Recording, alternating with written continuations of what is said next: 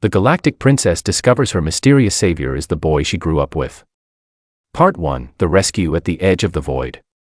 The stars outside the ship window looked peaceful. They always did.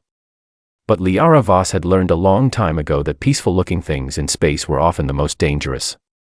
She stood near the observation port of her diplomatic cruiser, the Celestra, watching the distant light of a blue dwarf star drift slowly past. Her silver robes were pressed perfectly. Her dark hair was pinned up the way her handlers liked it. She looked every bit the princess she was, composed, untouchable, ready for the next meeting with the next council of aliens who would smile at her and quietly wish she were someone easier to deal with. The Alori Confederation had sent her to the border zone near the Zyrith Dominion to hold talks with 3 neutral systems. It was important work. Boring, careful, important work. She was good at it. She had been trained for it since she was old enough to stand straight and keep her face still. Her escort fleet moved around the Celestra in a loose triangle formation. 4 ships. Good ships, with good crews. The border zone was tense but stable. Nobody expected trouble. That was the first mistake. The attack came from inside a debris field, the shattered remains of an old battle that had been drifting out there for decades. The Keth collective ships were dark and cold when they waited. They did not give off heat. They did not use active sensors. They simply sat there among the broken metal until the moment was right, and then they moved. 4 escort ships became 3 in the first 10 seconds. Then 2. The Celestra shook so hard that Liara was thrown against the wall, and the lights went red, and everyone was shouting at once. She did not scream. She had trained for this too, though she had never truly believed she would need it. She grabbed the emergency rail beside the observation port and held on while the ship took another hit that made her teeth rattle. The crew chief was yelling something about the drive core. The shields were at 30%. The escort ships were trying to draw the Keth fire, but there were 6 Keth vessels now, appearing one after another from the debris field, and 4 escort ships, now 1 escort ship, were not enough. A hand grabbed her arm. Her lead guard, a tall Alori soldier named Veth, pulled her toward the interior of the ship. His face was very calm. That scared her more than the explosions did. "We have to move, Your Highness," he said. "They are going to board us." He was right. She could already hear the docking clamps on the hull, a horrible grinding sound, like something enormous and patient getting a firm grip. They made it halfway to the secondary escape pods before the first Keth drones came through the corridor walls. Not the doors. The walls. The drones cut through the metal like it was paper and came in fast and quiet, their red optical sensors sweeping the corridor in short arcs. Veth pushed her behind him and raised his weapon, and then there was a burst of light, and Veth was down, and Liara was alone. She ran. There was nothing else to do. She ran and she kept low and she did not think about Veth or the sounds behind her, because thinking about those things would slow her down, and slowing down would mean the end of everything. She found a maintenance crawlspace and pulled herself into it and lay flat in the dark, breathing very quietly, listening to the drones move through the corridor outside. They were looking for her specifically. She had understood that from the beginning. The Keth did not want the Celestra. They wanted the Alori princess who carried the genetic key to the Confederation's deepest archives. They had planned this very carefully. She thought, quite calmly, that she was probably going to die. And then the Celestra shook again, but differently this time. Not from a hit. From something docking. Something small and fast, clamping onto the hole near the maintenance corridor she was hiding in. She heard the drones change direction. She heard something else, too. A sound she had not heard in the fight so far. A human voice, low and focused, talking to itself in the casual way humans did when they were doing something dangerous and pretending it was ordinary. "Okay," the voice said, from just beyond the crawlspace hatch. 3 drones in the corridor, 2 more around the corner. Not great. There was a pause. "Still not great," the voice said, and then there was a sound like a very controlled explosion, and the drones in the corridor outside stopped moving. The hatch opened. Liara looked up at a young human male crouched in the corridor. He was wearing a worn jacket the color of old rust, and he had a small device in one hand that was still smoking at the tip, and he had blood on his left arm from something that had grazed him, and he was looking at her with dark eyes that were alert and focused but not panicked. He looked, she thought, like a person who had accepted that the situation was bad and had simply decided to work with it. "Hi," he said. "We need to go. There are more of them coming." She did not ask who he was. She did not ask how he had found her or why he had come. She crawled out of the hatch and followed him, because the alternative was staying in the dark and waiting for the Keth to find her, and she was not going to do that. He moved fast and she kept up. He seemed to know the layout of the ship well enough for someone who had never been on it. He was reading the maintenance markings on the walls, she realized, old universal ship code that was standard across most human and Aelori designs. He was adapting in real time, and doing it quickly. They ran into 2 more drones near the secondary hull and he dealt with them in a way that she could not entirely follow, something involving a piece of the corridor wall used as a shield and a precisely placed charge that he had clearly calculated ahead of time. He was not graceful. He was effective. There was a difference, and right now effective was the only thing that mattered. His ship was a small freighter, clamped to the outer hull with emergency boarding locks.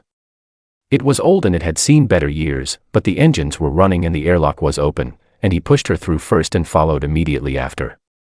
"Hold something," he said, already moving to the cockpit. She held the door frame.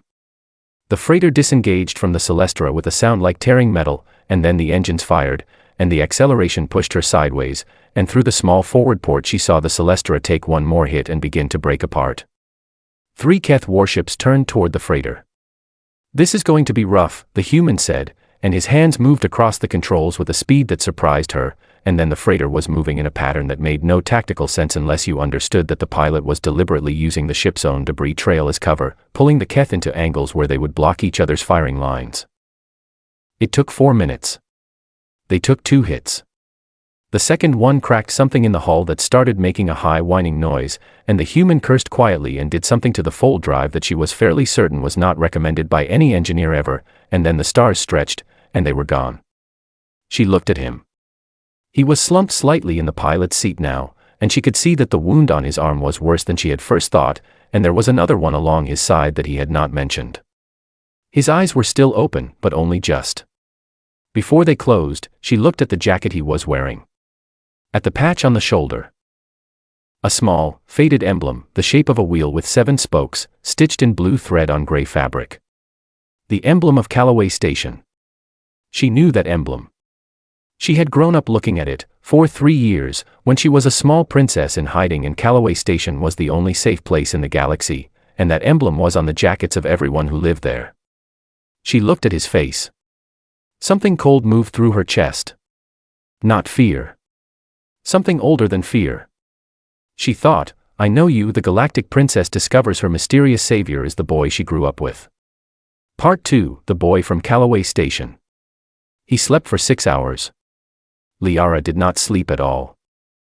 She sat in the co-pilot seat of the small freighter and watched the stars and listened to the ship breathe around her, the hum of the fold drive cooling down, the quiet ticking of the hull settling after the damage it had taken, the occasional soft alert from a sensor that had nothing alarming to report and was checking in anyway. It was a tired old ship. She could feel that in the sounds it made. But it was flying. After everything that had happened in the last 2 hours, flying counted for a great deal. She had cleaned the wound on his arm while he was unconscious. She had found a basic medical kit in the storage locker behind the cockpit, old, a little low on supplies, but organized neatly, and she had cleaned the cut and wrapped it properly and then sat back down and looked at his face in the low blue light of the cockpit instruments. She had looked at it for a long time. She was almost certain. She was not quite letting herself be certain yet, because she had learned, in the life she led, that certainty arrived faster than wisdom and usually caused more trouble. But the jaw was right, and the shape of the nose, and the way his dark hair fell slightly to the left when it was not pushed back. Those things did not change the way faces did. Those things stayed. When he woke up, he came back to himself quickly. No slow blinking, no confusion. He opened his eyes, took one breath, checked the instruments, and then looked at her. "How long?" he said. 6 hours, she said. "We are in empty space. No one has followed us." He nodded and sat up straighter and winced when his side reminded him of what the second hit had done to his ribs. He pressed a hand against it and breathed out carefully and then looked at her again. "I am Cole Harlan," he said. I had a freighter route that crossed near the border zone. I picked up your distress signal. He paused. Your Highness. She looked at him. He said the title the way someone says a word in a language they learned late, correctly, but with a slight self-consciousness, as though they know they are doing it right but are not sure it suits them. Liara, she said. He went very still. She watched his face do something that faces did not usually do when she introduced herself. Most people tightened up, or bowed, or smiled in the careful, measuring way that meant they were already thinking about what this meeting might be worth to them. His face did something different. It moved through 3 or 4 things quickly: surprise, disbelief, a kind of careful checking, like a man looking twice at something he thought he recognized, and then it settled into something that was almost a smile, except it was not quite, because he was clearly still deciding whether to trust what he was seeing. The ear fins, he said quietly, mostly to himself. They are the same. I thought. He stopped. I was not sure if it was really you when I came in. The name on the transponder code matched an old file I had from Callaway Station. I was not certain. You came in against 3 Keth warships because you were not certain, she said. He thought about that for a moment. There were 3 when I jumped in, he said. There were 6 by the time I got to you. He said it the way you say a math fact. Without drama. But yes. She did not know what to do with that. Most people she knew, most species she had dealt with in her years of diplomatic work, ran calculations. They weighed outcomes. They measured the cost of an action against the likely return and made a choice based on those numbers. It was rational. It was how intelligent beings operated. It was how she operated, most of the time. Cole Harlan had looked at a distress signal, matched it to an old file from a childhood outpost, decided there was a person on the other end who might need help, and flown a battered freighter into a Keth ambush. Because he was not entirely sure it was her. That was the part that kept catching in her mind like a splinter. Tell me what happened to you, she said. After Callaway Station. He told her. He did not make it dramatic. He talked the way people talk when they are used to doing things alone, straightforwardly, without performance, stopping occasionally to think and then continuing when he found the right word. After his family left Callaway Station when he was 14, they had moved to a larger outpost near the Dunavar Passage. His father had worked cargo runs. Cole had started helping at 16, taking small routes nobody else wanted. By 20 he had saved enough to buy a share in a second-hand freighter. By 23 he owned it outright. He ran escort work, courier runs, supply drops to places that regular shipping avoided. He worked the edges. He knew them well. He was 24 now. He had been on his own for most of those years. He did not say this with self-pity. He said it as information. She told him some things too. She told him about the diplomatic work, the councils, the endless careful management of relationships between species that had been carrying old grudges for centuries. She told him that she had not been to Callaway Station since she was 11. She did not tell him how often she had thought about it. Some things did not need to be said yet. The Ardent Marin, that was what he called the ship, the name was printed in small letters above the airlock door, drifted quietly while they talked. Outside the ports, the stars held still the way stars did when you were not moving toward anything in particular. It was, Liara thought, the most peaceful she had felt in a very long time. Then the sensor board beeped, and Cole looked at it, and his expression changed. The Keth are broadcasting, he said. He pulled the signal up on the main screen. It was going out galaxy-wide, a galactic assembly alert, which meant it would reach every neutral system and allied world within a day. The message identified Liara Voss as a fugitive, accused of violating 3 articles of assembly trade law. It was completely false. It was also detailed, sourced, and formatted exactly the way legitimate alerts were formatted. The Keth had prepared this carefully. They are going to close ports on us, Cole said. His voice was flat and thinking. Every neutral system that gets this will pull back.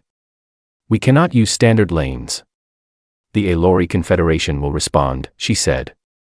Your fleet thinks you are dead, he said, not unkindly. The Celestera broke apart. There would have been no life signs to read in time. She had known this. She had known it since the ship started coming apart.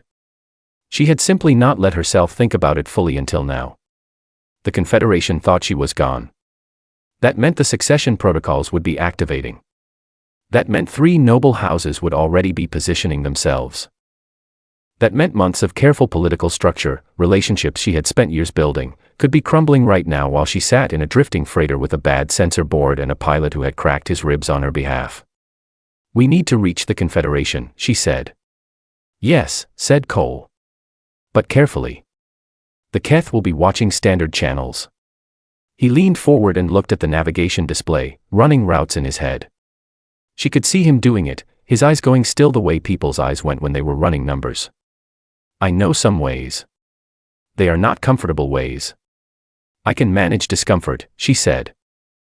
He glanced at her, and something in his face shifted, not quite a smile, but close to it. It was the same expression she remembered from Callaway Station, when she was 11 and very serious and he was 12 and finding her seriousness more amusing than she appreciated.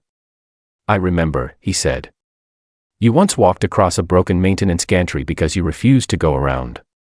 In the cold section." She had forgotten that. The memory returned suddenly and completely, the frozen air, the rattling metal, the way she had stared straight ahead and kept walking because she had decided she was going to do it and she did not reverse decisions. "It was a reasonable route," she said. He did smile this time. Small, quick, real. "Yeah," he said. "That is what you said then too." He turned back to the navigation display and began plotting a course. Liara looked out at the stars and felt something loosen in her chest, not relief exactly, but something adjacent to it. Something she had not felt in a very long time. She felt, for the first time since she was 11 years old, like she was in a place where she did not have to perform being herself. She was just herself. And the person next to her already knew the difference. The Galactic Princess discovers her mysterious savior is the boy she grew up with. Part 4, What the Galaxy Thought It Knew. The archive world of Vel Soreth did not appear on public navigation charts. That was the point of it. It was a cold, gray planet at the edge of an unremarkable system, orbiting a star that most pilots would pass without noticing. The Aelori had built their deepest archives there 300 years ago, carved into the rock under the surface, storage of bloodline records, diplomatic histories, and the kind of information that needed to exist somewhere safe even if everything else burned. Only the royal bloodline could authorize a ship to land. The planet's automated defenses would handle anything that tried without authorization. Liara was the royal bloodline. The defenses read her genetic signature from orbit and the landing path opened. Cole brought the Ardent Marin down through heavy cloud and landed in a bay cut into the rock, and the bay sealed behind them, and for the first time in 4 days they were somewhere that nothing could get to without going through several layers of automated systems first. Liara stood in the landing bay and breathed. "Good place," Cole said, looking at the stone walls. "It was built to survive wars," she said. "Yeah," he said. "I can feel that." The secure communication array was 2 levels underground. Liara used her bloodline codes to access it and established an encrypted channel to the Aelori High Council. The connection took 8 minutes to route properly through relay systems the Keth did not know existed. When the faces appeared on the screen, she saw the relief hit them like something physical. 3 senior council members who she had known since childhood went very still and then all started talking at once. She let them talk for 30 seconds. Then she said, quietly but clearly, "I am alive. I am safe. I need a full briefing on the succession status and I need it in the next 10 minutes, and then I need you to listen to me." They listened. The situation was as bad as she had expected. 2 noble houses had already filed succession claims. A third was preparing to. The Galactic Assembly had received the Keth broadcast and a majority of neutral systems had accepted it provisionally, not because they believed it fully, but because accepting it provisionally cost them nothing while rejecting it openly might cost them Keth trade agreements. The Aelori emergency fleet had been mobilized but had no confirmed location for her, and dispatching it without a target meant spreading it thin. And Cole Harlan, she learned, had become a problem. The Keth had identified him. His ship's registration had been traced through the dock at Sereth. Someone had sold the information, which meant the microeconomy of small outposts was doing what it always did. The Keth had filed a complaint with the Terran Republic. One of their citizens had interfered with a lawful Keth operation, and they wanted him disavowed and surrendered for questioning. "What did the Republic say?" Liara asked. The council member who answered was an older man named Davin, who had known Liara's mother and had the expression of someone delivering news he personally found satisfying. The Republic's ambassador to the Assembly gave a short statement, he said. She said the Terran Republic does not disavow its citizens for doing the right thing. She said if the Assembly wished to pursue the matter further, the Assembly could take it up with the Republic directly. Liara was quiet for a moment. And then she sat down, Davin said, and said nothing more. Liara thought about that. The Keth had expected a negotiation. They had expected the Republic, small, young, still finding its place in the Assembly, to weigh the diplomatic cost and offer some compromise to smooth things over. That was what most species did. That was the rational move. The Republic had said no. Not angrily, not dramatically. Simply, flatly, with the specific finality of an entity that had decided on a principle and was not interested in revising it. She wondered if the Keth understood what they were looking at. She suspected they did not. She told the council what she knew: the Keth's narrative was false and she could prove it with archive records from the Celestra's black box, which had been broadcast on emergency frequency before the ship broke apart and which would be drifting somewhere retrievable in the debris field. She told them she needed the fleet positioned near Vel Soreth without being obvious about it, because the Keth would find them eventually. That was not a question of if, only when. She told them that when the Keth came, she needed the fleet close. The council agreed. The channel closed. She went back up 2 levels and found Cole in the small common room of the archive facility, eating something he had found in the emergency supply locker, a ration bar, the kind that tasted like nothing specific but kept you alive. He had the look of a man who was comfortable eating bad food in quiet rooms, which was probably a useful thing to be. How bad? He said. She told him. He listened the way he always listened, without interrupting, without performing concern, just taking the information in and thinking about it. When she finished, he said, the Republic's response. That was your council telling you something. She looked at him. They were telling you that humans are not going to be pushed around on this, he said. He was not boasting. He was describing a thing the way it was. Ambassador Ellery, I do not know her, but I know the type. She said what she said because it was true and she was not interested in saying anything else. That is just how it goes. The Keth expected a bargain, Liara said.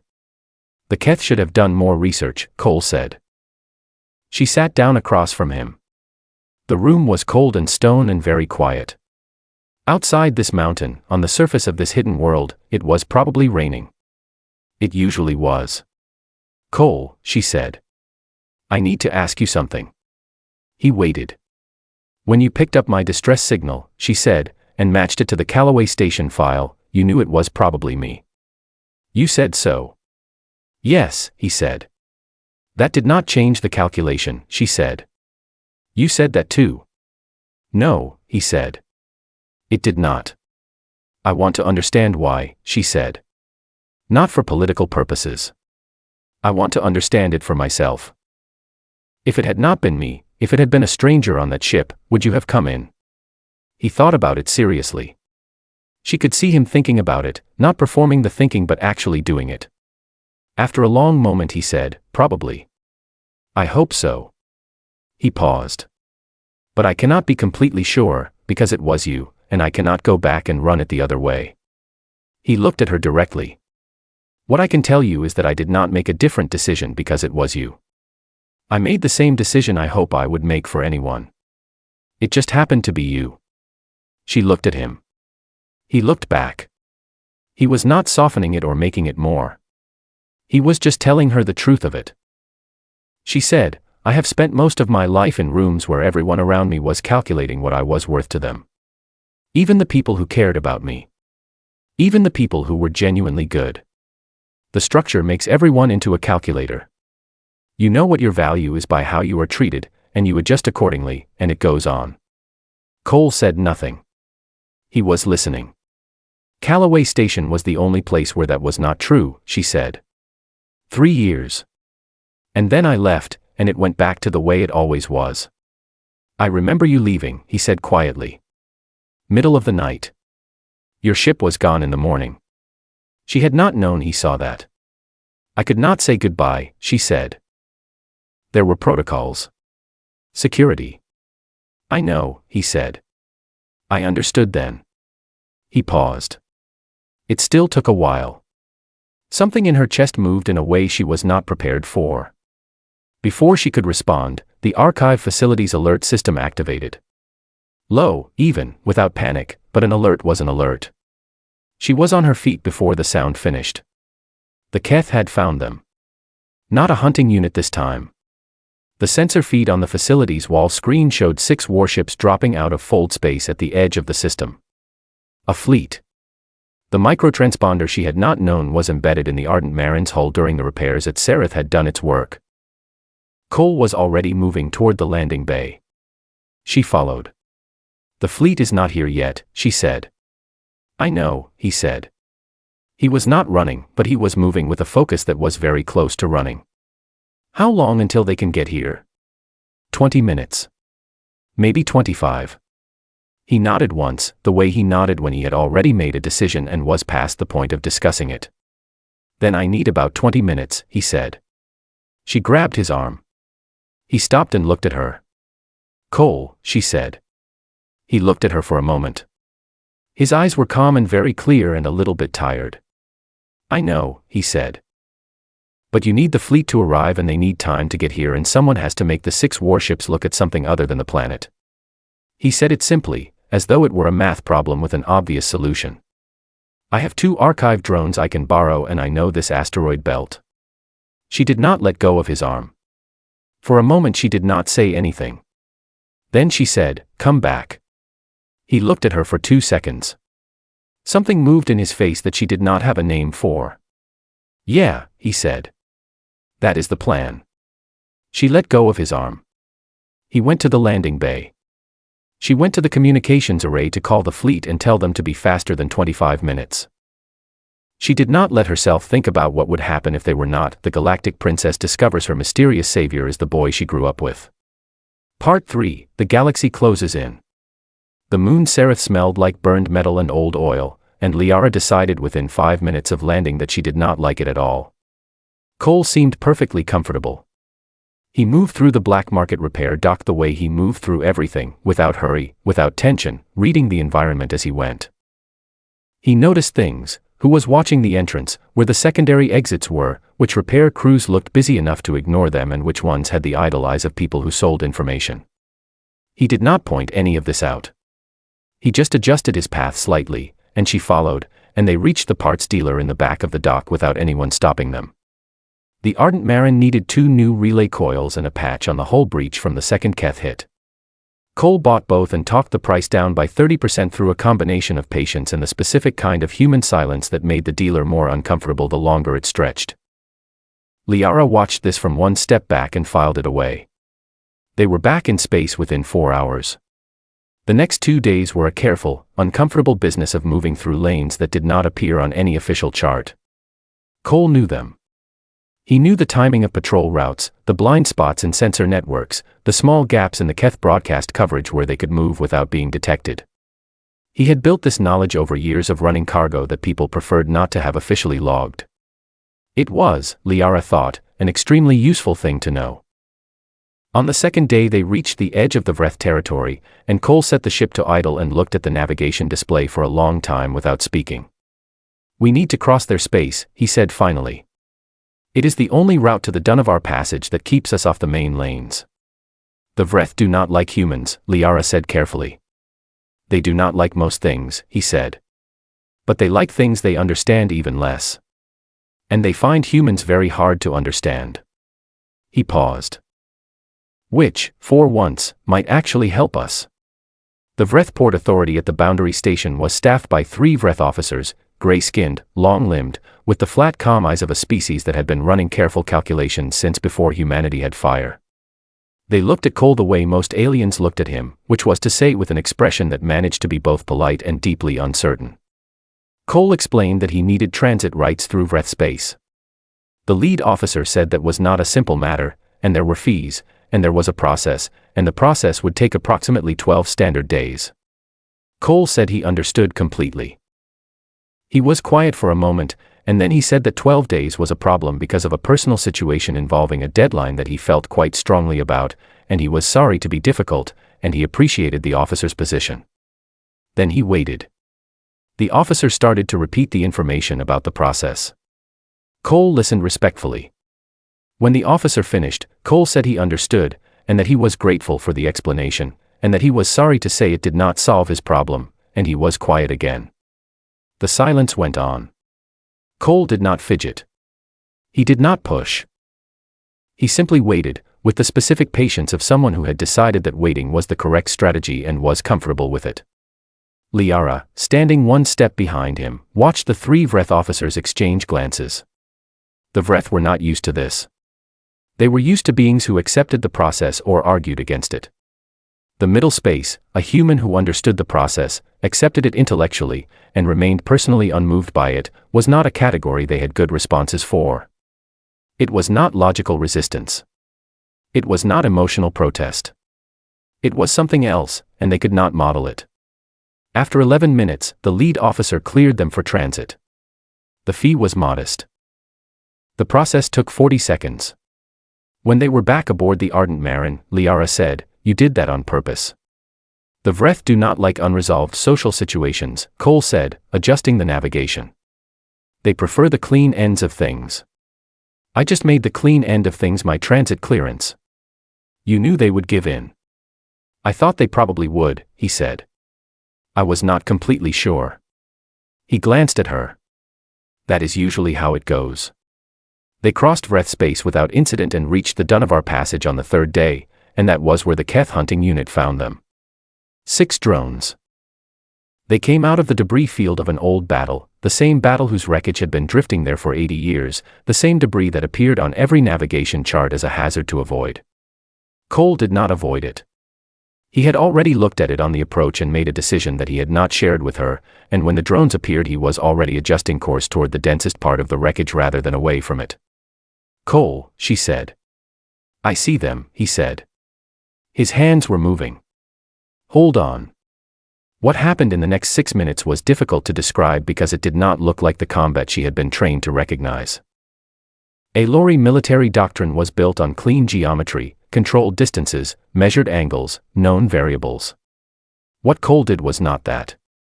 He flew the Ardent Marin into the debris field at a speed that made her stomach drop, threading through pieces of broken hull and frozen debris, and the drones followed because they were faster and they could track his emissions. Then he stopped. He killed the engines and let the ship drift, and the drones spread out to surround him, and she thought, "This is it," and felt a cold and practical kind of calm. And then he fired one charge, one, exactly placed, into the largest piece of debris above them, and it moved into the drone that was above them, and that drone went into the one beside it, and the chain reaction through the debris field was not an accident and not luck. He had seen it. He had flown them into the exact position where it would work. 4 drones were gone. He dealt with the remaining 2 at close range, manual controls, with a focus that was almost quiet. When it was done he sat back in the pilot's seat and breathed out slowly. "Are you all right?" she asked. "Fine," he said. "Ship is fine." Those drones were not military grade. The Keth sent hunters, not a fleet. They do not want this to be official yet. He was already moving toward the navigation display. "That means we have a window. We should use it." That night, ship night, the arbitrary cycle Cole kept for sleep, Liara found him sitting in the cockpit in the dark, the instruments dimmed, watching the stars. She could not sleep either. She went and sat in the co-pilot's seat and did not say anything, and he did not say anything, and for a while there was only the quiet sound of the ship and the light of distant suns through the port. She thought about Callaway Station. About the corridors she had known when she was 11, the sounds of the docks, the smell of the mess hall on cold mornings. She had spent 3 years there, hidden, while her people fought a war. It had been the strangest, loneliest, most alive she had ever felt. She looked at the side of Cole's face in the dim light and thought about the boy who had taught her to play card games and snuck her extra ration bars and once, at 12 years old, had told him and twice his size to leave her alone and meant it completely. He was not that boy anymore. He was something the years had made from that boy, quieter, more capable, carrying more weight. But some things did not change. The way he held himself. The way his presence felt steady without being rigid. The specific kind of calm that came not from never being afraid but from having decided that fear was not a reason to stop. "Thank you," she said quietly. "For coming in." He was quiet for a moment. Then he said, "You were there." "I had a ship." She looked at him. He looked at her. There was something in his eyes that was careful and honest at the same time, something that was not hiding and was not pushing, that was just there, simply, the way the man himself was simply there. She looked back at the stars. She did not say anything else, and neither did he, and somehow that was exactly right. The Galactic Princess discovers her mysterious savior is the boy she grew up with.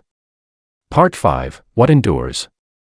The Ardent Marin went up against 6 Keth warships with 2 borrowed archive drones and a pilot who had already broken 2 ribs, and it lasted 18 minutes.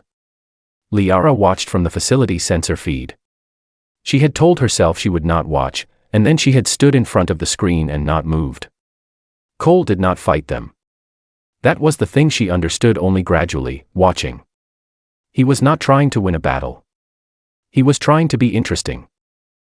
He moved the Ardent Marin through the outer asteroid belt in patterns that required the Keth warships to keep adjusting, keep repositioning, keep tracking him, because the archive drones, which were smaller and faster, were operating in the inner system near the planet, and if the Keth ignored Cole to destroy the drones would report his position to the fleet. And if they ignored the drones to chase Cole, he would lead them deeper into the belt where their larger ships had to be careful. He was making himself a problem that required all 6 of them to manage. That was the only goal. Make it last 18 minutes. He made it 14. The lead Keth warship caught a clean angle on the Ardent Marin in the outer belt and fired 3 times. The first 2 shots hit the engine section. The third hit the hull near the cockpit and the ship stopped moving like a ship and started moving like debris. Liara's hand pressed flat against the screen. She did not breathe. The Alori fleet arrived at the 16-minute mark, dropping out of fold space in a wide formation that put the Keth ships in a pocket between the planet's gravity and a wall of Alori warships. The Keth were experienced military tacticians. They understood the position immediately. There was a 40-second standoff, and then the Keth ships began to power down their weapons. The battle was over. Liara was already talking to the fleet commander, already telling him where the debris was, already asking about search patterns and emergency suits and how long a human could survive in open space in a standard-grade emergency suit in a belt with that temperature profile. The commander, a steady older Alori man named Voss who was not related to her, told her approximately 40 minutes. He said they would begin the search immediately. They found Cole at the 22-minute mark. He was unconscious. He was alive. He had done it again, she thought, when they told her. Gone into something he should not have survived and come out the other side. She was beginning to think this was less a matter of luck and more a matter of him having decided, somewhere deep in himself, that he was not finished yet. She had him transferred to the flagship's medical bay. She sat outside the door for 3 hours, which was not a thing a princess was supposed to do, and she did it anyway. The aftermath took weeks, and most of it was not interesting in the way that battles were interesting. It was meetings. Records. The presentation of evidence to the Galactic Assembly, the black box data from the Celestra, retrieved from the debris field exactly where she had said it would be. The testimony of the surviving crew members who had been taken by the Keth and later recovered. The careful, precise dismantling of every false claim in the Keth broadcast, one document at a time, in a chamber full of alien delegates who had to sit and watch the story they had half believed fall apart in front of them. The Keth did not fight it. Without the ambush and the false narrative, they had nothing. They made one attempt to reframe the situation as a misunderstanding, and the Assembly's reception was so flat that they dropped it within the hour. The succession crisis resolved. The claims filed by the noble houses were withdrawn, not graciously, but completely. Liara's status as heir was reconfirmed. The Alori Confederation sent formal apologies to 3 neutral systems for the disruption to diplomatic relations and quietly noted in the same message that the disruption had been caused by the Keth collective's actions, not theirs. Cole woke up on the 2nd day and immediately asked if the Ardent Marin was recoverable. It was not. The hull was in 4 pieces and the engine section was somewhere in the outer belt. When the medical officer told him this, he was quiet for a long moment and then said that it had been a good ship and he hoped someone had logged where the pieces were. Liara visited him on the 3rd day. He was sitting up, which the medical officer had said he was not supposed to be doing yet. He looked pale and very tired and genuinely pleased to see her, which was a combination that was both unusual and, she found, rather affecting. She told him what had happened in the assembly. He listened and asked a few questions, practical ones, about specific legal outcomes, about the status of the Keth complaint against him. She told him the complaint had been withdrawn as part of the Keth's retreat from the broader situation. He nodded as though this was a satisfactory answer to a math problem. She asked what he wanted. Not as a political matter. Just what he wanted, now that the thing that had happened was over. He thought about it for a moment and said he would like a ship, a clean record, and for people to stop making speeches about it. He got all three. The Terran Republic, which had been watching the situation with the focused attention of a young civilization that was still figuring out what kind of presence it wanted to have in the galaxy, arranged for a replacement ship through channels that involved some quiet conversation between Ambassador Ellery and the Elori Confederation's trade office. The ship was better than the Ardent Marin, newer, with a working sensor array and an engine that did not make that specific sound. Cole named it the same name. He said it was a tradition. The assembly session that formally addressed his actions lasted 2 hours and included 4 speeches by delegates who clearly wanted the moment to go on record. Cole attended in a borrowed formal jacket that was slightly too large for him and sat very still through all of it and said thank you at the end with the expression of a man who had learned that the polite response to being thanked was not to say it was not necessary. Liara watched him from across the chamber and thought about a 12-year-old boy telling a dockworker twice his size to leave a small Elori girl alone, and about how the boy had grown into a man who was still, fundamentally, doing the same thing. Standing between something that needed protecting and whatever was coming for it. Not because someone told him to. Not because there was a reward. Because it was in front of him and he had decided, a long time ago, what kind of person he was going to be. She had met many people in her life who said things like that about themselves. He was one of the very few for whom it was simply, plainly true. The formal sessions ended. The galaxy went back to its business. Cole filed a new route registration for his ship and began planning the runs that would get him back to the edges where he was most useful. Liara went back to the Elori homeworld, and the succession preparations, and the endless careful work of being who she was born to be. She wrote him a message 2 weeks later. She had started it 4 times and deleted it. The 5th version was formal and correct and said everything she meant in the specific careful language she used for things that mattered. She said she considered his company genuinely valuable. She said she hoped he was well. She said that if he ever had reason to be in that part of space, she would like him to visit, and the invitation was sincere. She sent it before she could start it a 6th time. His reply came back in 18 hours. 3 lines. He said he was fine. He said the new ship was good. He said he would take her up on the visit and that he had always wanted to see the homeworld. He signed it with his name and the 7-digit Callaway Station resident code that residents received when they registered for long-term stay. She had not known he still remembered hers.